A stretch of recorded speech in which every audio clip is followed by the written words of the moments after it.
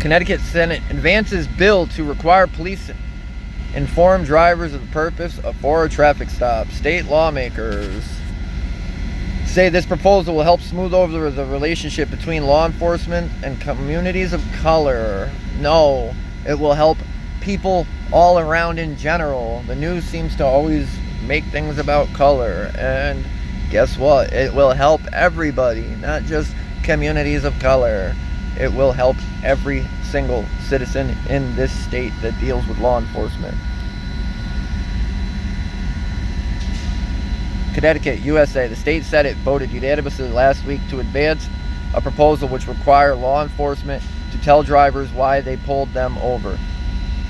The bill stems from legislators and residents who say they didn't. I was like, yes, you have to tell me why you stopped me. And he looked at me and he said, no, I don't. By law, I don't have to tell you why I stopped you. Bridgeport resident Kirk Wesley recounted how he found out cops in Connecticut were not required by law to inform people why they were being pulled over during a traffic stop. Kirk says he and his wife Erica were shocked. I think a lot of times when people are pulled over, they get nervous, they get anxious, they make mistakes, Wesley said, especially in predominantly communities of color where there's tensions between the police and civilians at times. So we just think that it would be a good idea and good safety measure. State lawmakers actually agree. This is going to really help smooth over relationships between law enforcement and minoritized communities where there has been a rift, said State Senate Haran Gaston. Gaston introduced a bill this session to require Connecticut police officers to inform drivers of the reason they were pulled over.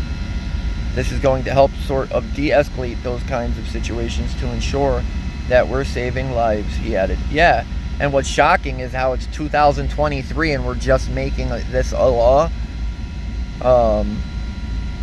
where the police can violate your rights and you don't even know because you don't even know why you're being stopped. Gaston says people of color are overwhelmingly the target group pulled over by law enforcement. In 2019, black drivers were 18% of traffic stops, while only being 13% of the state population.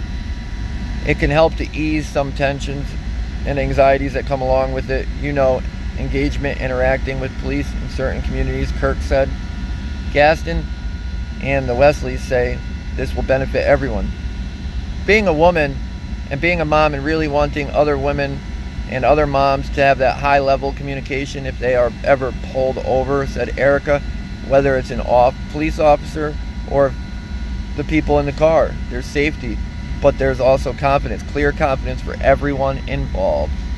This is good for the state of Connecticut, Gaston continued. I think we are going to be a model for how folks should do things across the country. Gaston says he's had conversations with his colleagues in the House and is very confident this bill will pass there as well. Well, Gaston, we're going to need to do a lot more than pass a bill that is going to require police to tell us the reason we're being stopped. Like holding our police accountable, charging these criminal cops that violate people's rights and hurt people on a daily basis.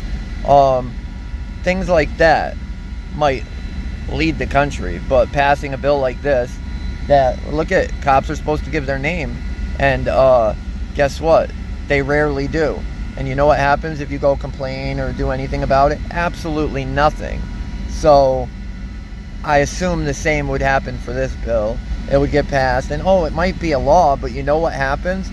The law doesn't apply to law enforcement, so it doesn't really matter if they break the law. So yeah, it's definitely a step in the right direction, a step that should have been taken long ago, but it's not going to fix anything. It's not going to correct anything. Nothing's going to start to happen until we start holding these police officers accountable.